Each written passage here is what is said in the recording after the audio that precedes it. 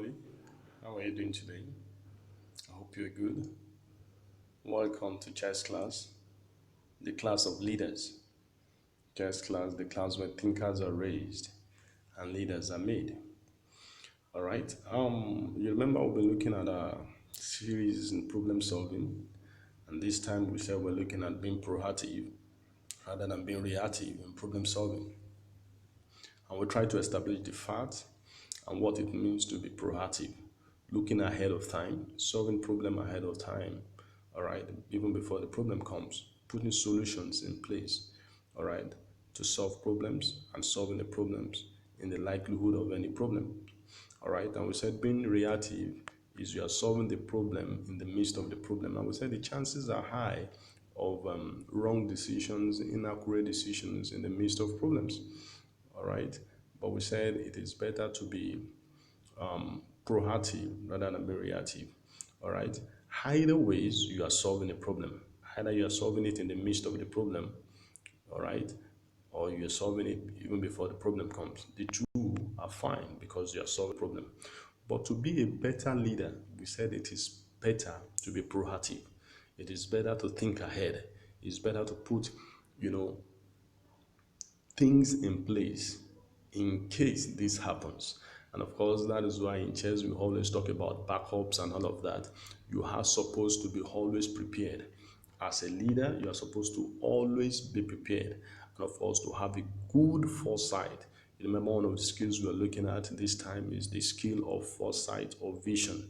All right, you are able to see ahead of time.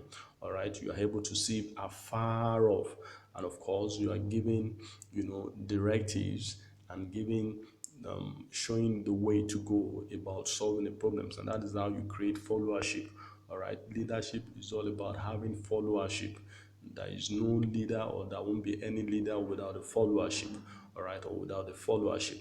So for you to have a good followership, you have to have a good foresight.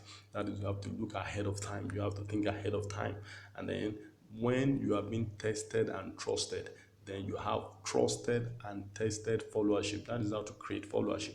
And of course, if you don't have a good foresight, you can't be a leader.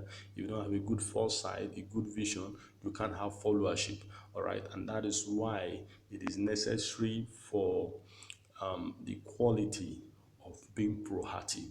All right, so now today we want to look at castling. We've talked about castling, we've talked about the benefit of castling, we thought about the importance of castling, what about the conditions for castling. But I'm going to try to revisit that. And then the main thing today is to show you what you need to do even when your opponent castles. You must always put yourself in the place of advantage. So we've talked about the castling, but what happens when your opponent castles ahead of you? How can you turn that around to your advantage? I'm going to show you that today. Now, before we move on, you remember that castling is the exchange of the position of the king and the rook. The exchange of the positions of the king and the rook. Now that means the king moves from its position, and then the rook also moves from his position, interchanging of positions, all right, between the king and the rook. The name castling came from the name castle, all right, and you remember that the other name for the rook is the castle. So castling means exchanging the positions of places of the king and the castle. That is what castling means, and that was where the name came from. All right, conditions for castling. You remember that when you want to castle, these are the conditions. Number one condition is that there must not be any piece between the positions you want to castle to.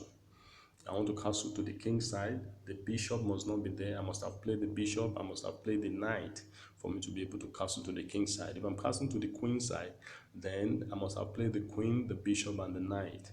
There must not be in between the king and the rook. Number two condition is that you mustn't have played your king at any time, and you must not have played your rook that you want to castle with at any time. You remember all of these conditions.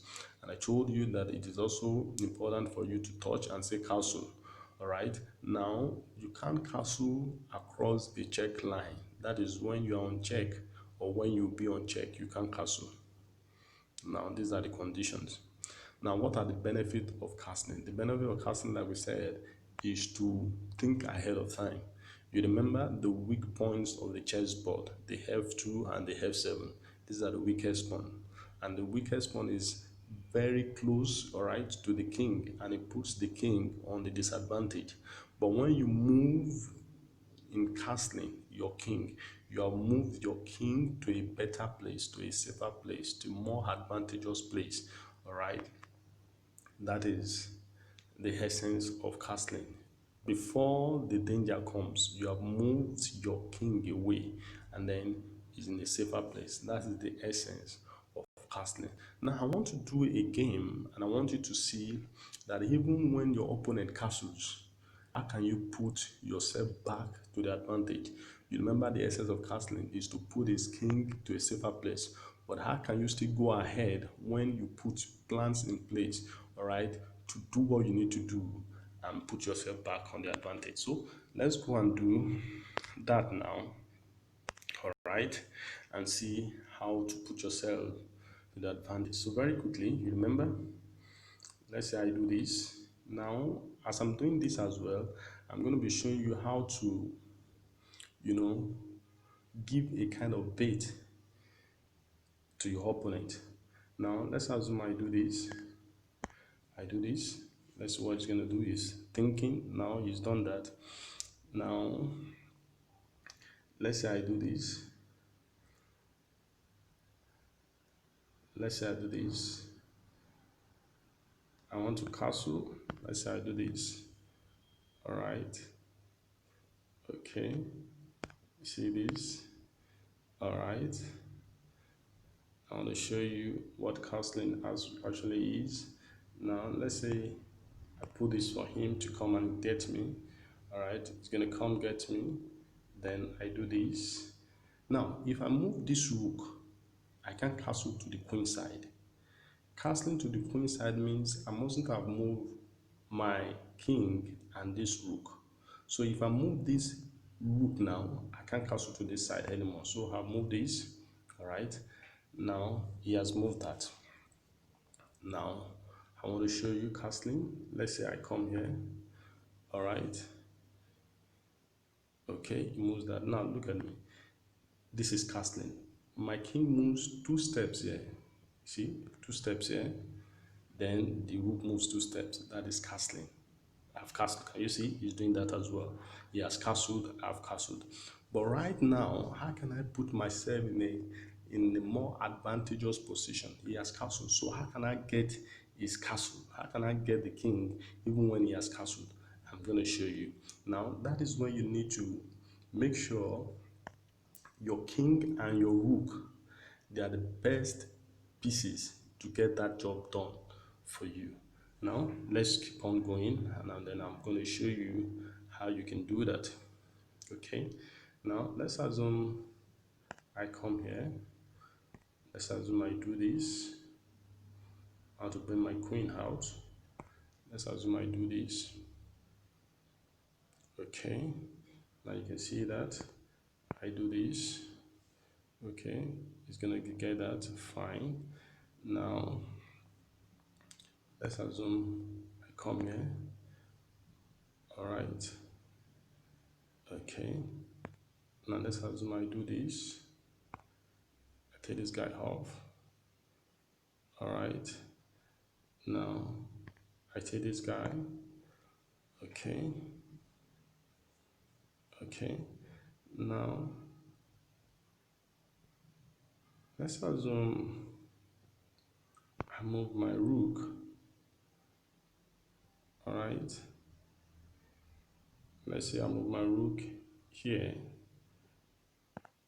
I'm looking at the ways to put my queen and my rook together to get that job done. All right, let's say I do this.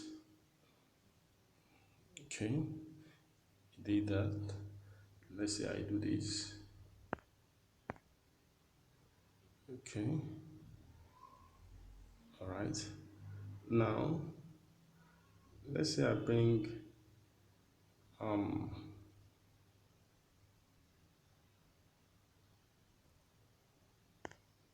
my let's say I do this. Let's say I do this.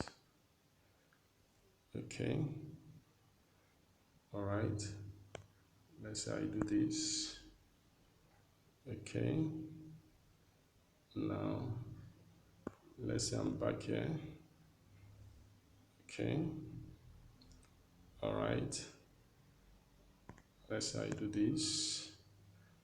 Okay. Now I do this. Look at this.